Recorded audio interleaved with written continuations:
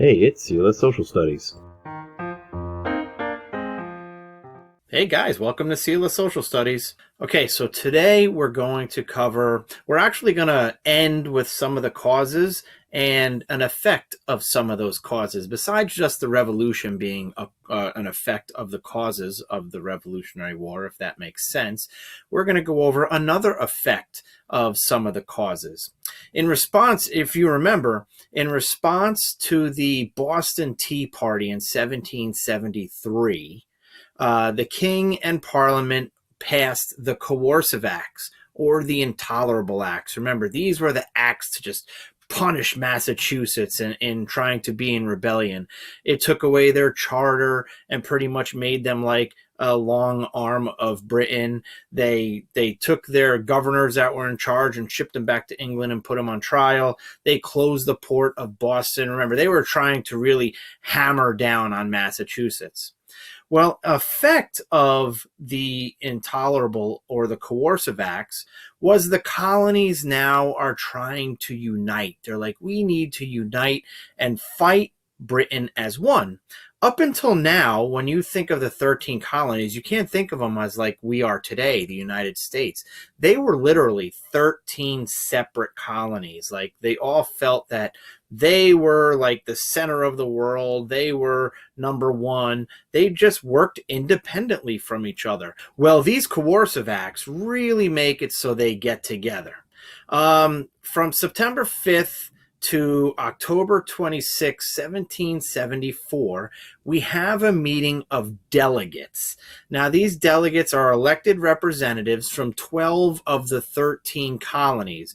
Georgia was the only colony who did not go. You would think, besides even being like the farthest colony away, they just couldn't decide whether they wanted to stay patriotic or loyalist. So their delegates were kind of arguing. They weren't 100% sure.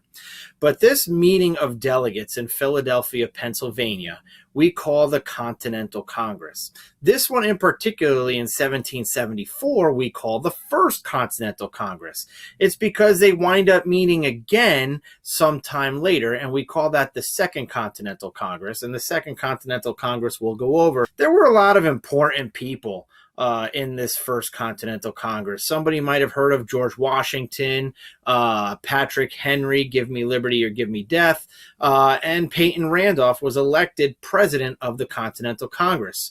Some people actually argue saying that Peyton Randolph was like the first president because he was the first president of the Continental Congress. But we all know that Washington is the first elected president of the United States. So why do these delegates meet? Besides just the fact that they're trying to get together to unite, what's the united purpose? Well, they want to decide what they can do about the king and parliament together, right? They're all getting together to say, what can we do about these guys? And one thing that they do that's really important that comes out of here is they write what we call the Declaration of Rights and Grievances. And what these declarations of rights and grievances are is it's literally a declaration of the colonists saying what their rights are and what their grievances or issues with the king are, their complaints. We think Britain is being bad. We think you're taxing us too much. We don't like that you're treating us like second-rate subjects.